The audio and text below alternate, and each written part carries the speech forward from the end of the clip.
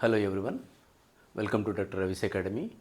In today's class, you will be understanding kinematic link. So, what is kinematic link and what is the difference between a kinematic link and a kinematic element, and you are going to understand the types of kinematic links.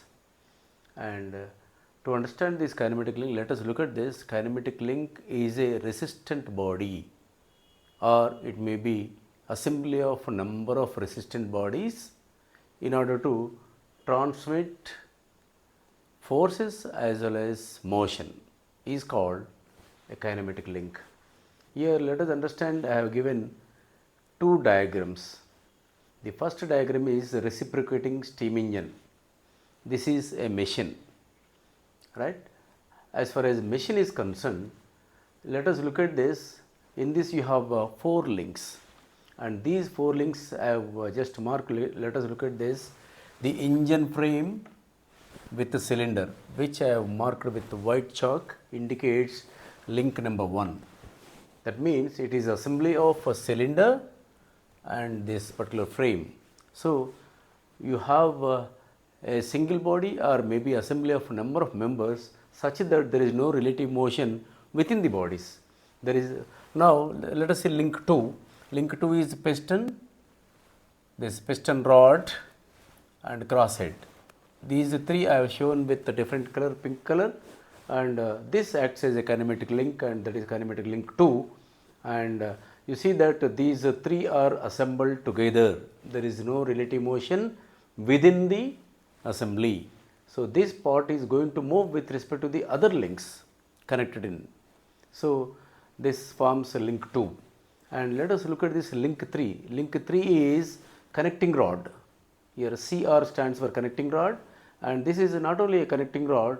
You have one end is a small end bearing, the other end you have a big end bearing. So, you have 3 parts together, all 3 are assembled, and that forms a kinematic link. And lastly, let us look at this crankshaft with the flywheel. All 3 are assembled, and that forms a kinematic link. And this is what exactly you can call it as kinematic link. And the difference between kinematic link and kinematic element. Let us look at the bottom one. I have shown slider crank mechanism.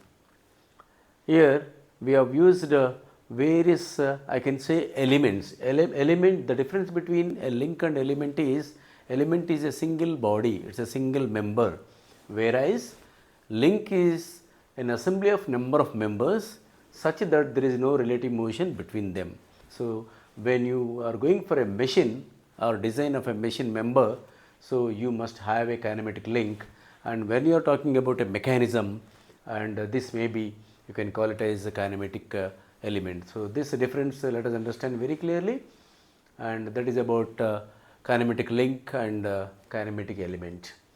And the types of kinematic links you have, let us look at this types. You have, it is 3 types: rigid, flexible and fluid link. Let us look at that. As far as the rigid link is concerned, your rigid link is going to transmit tensile forces, compressive forces as well as shear forces. So, a body is rigid, that means there is no deformations under the action of any type of forces is called a rigid link. And here you see that second type is flexible link. The material is flexible like a belt, maybe a flat belt or maybe a V belt.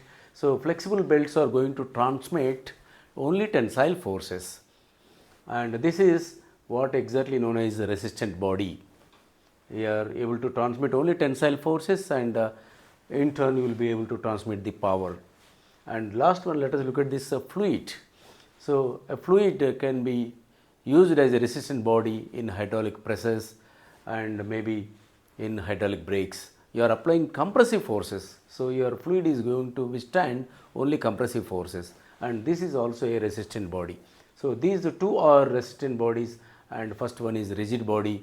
A rigid body is able to withstand all types of forces, in turn tensile, compressive as well as shear forces.